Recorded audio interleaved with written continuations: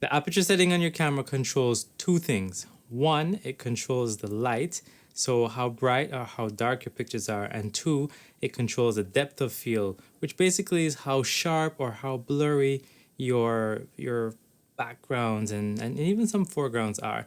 But there's a little bit more to explain, so hang tight. Break.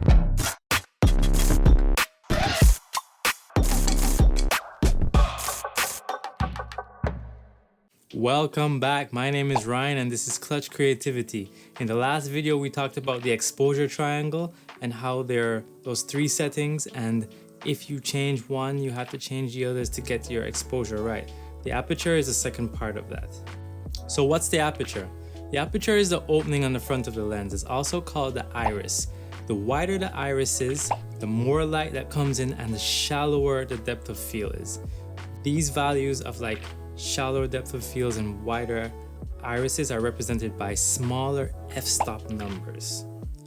I keep saying depth of field, so hold on, let me explain depth of field to you. So the depth of field is the plane or like the area in the shot that is in acceptable focus. And so acceptable means I can see the details in it.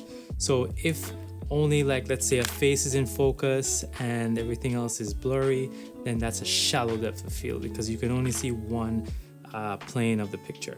But if you can see everything in focus, the background, the foreground, the thing that you're looking at, that's usually called a deep depth of field.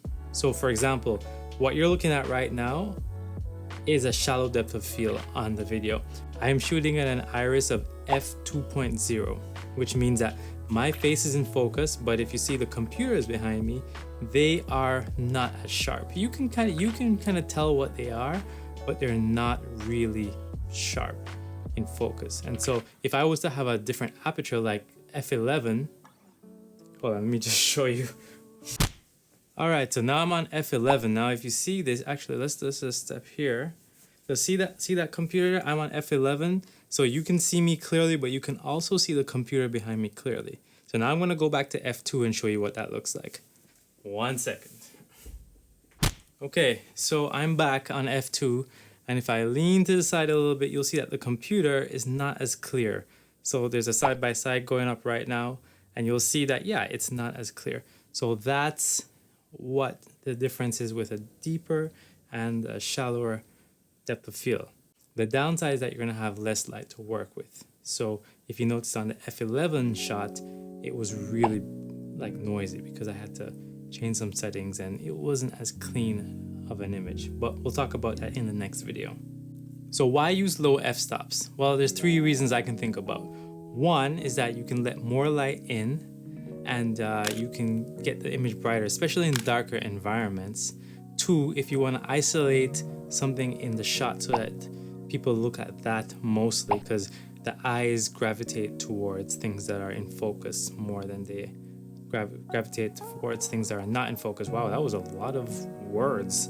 And then the last reason is you want to create that bokeh look, that bokeh look. Bokeh is just a Japanese word to mean blur or, out of focus. And we use that to talk about those little, like artistic, I don't know, what would you call bokeh? Like bokeh is like that nice kind of blur, especially around lights and little bright things in the background that just, yeah, it just looks really nice, and we love that. People love bokeh, especially. So when you start doing photography more, or as you do photography, you'll hear people talk about that or want to create that look. That's why you would use a low f-stop. Why would you use a higher f-stop? Well, I have three more reasons for that, and most of those are opposites. So then the first one is you want a deep depth of field, so you want everything in the picture to be in focus, especially if you have more zoomed in lenses. It's really hard to get everything in focus, so you may want to punch your f-stop to a higher number to get a deeper depth of field. The next is that you're in an environment that's really bright and you can't get the exposure low enough by using any of the other settings.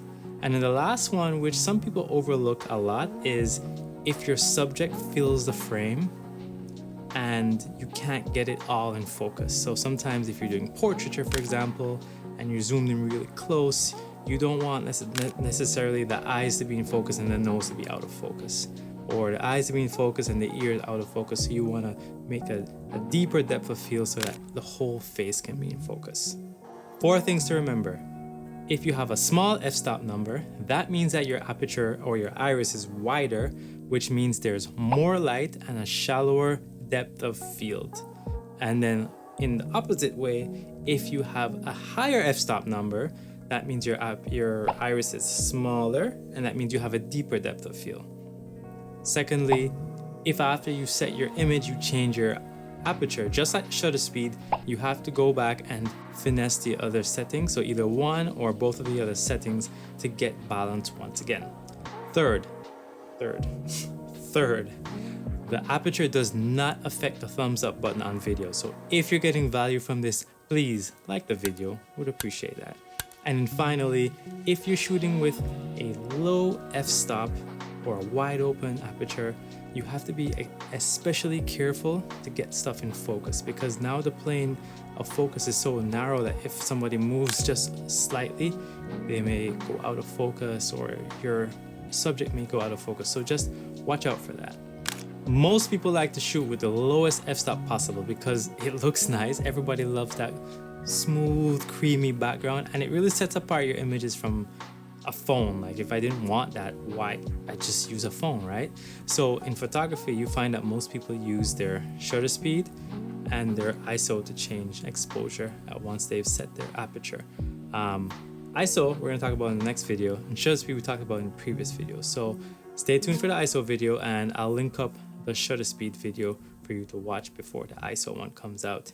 If you have any questions, hit me up in the comments or on the gram, and I can't wait to share the next one with you. In the meantime, stay courageous, friends. Talk to you soon.